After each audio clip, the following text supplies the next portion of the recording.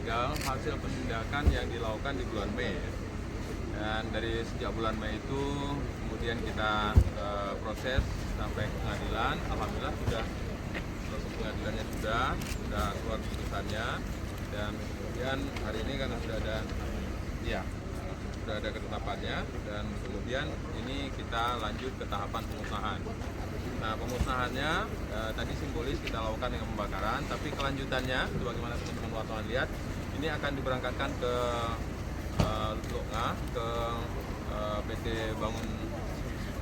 Solusi Bangun Andalas untuk jadi bahan bakar di sana. Jadi kita bakar di sana sekaligus menjadi bahan bakar di pabrik semen.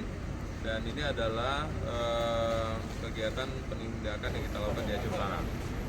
Jadi kerugian negara tadi sudah disampaikan, nilai barangnya 14 miliar lebih, kerugian negaranya ada sekitar hampir 19 miliar.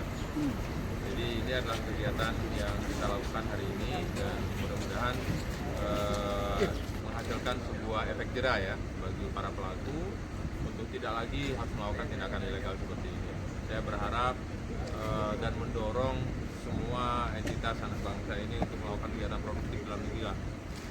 Dan perlu diinfokan juga kepada masyarakat semua, rokok ilegal ini isinya bukan tembakau kadang. Begitu kita bawa ke laboratorium, isinya rumput. Masa kemudian manusia isap rumput gitu kan? Itu kan risiko bahayanya lebih bahaya lagi dibandingkan dengan yang digunakan sekarang di rokok yang kita konsumsi dalam negeri sebagai rokok yang diproduksi dari tembakau. Gitu teman-teman media, mudah-mudahan ini menghasilkan sebuah pemahaman kepada masyarakat kita untuk tidak lagi melakukan kegiatan ilegal, menyelundupkan rokok ilegal dari luar negeri.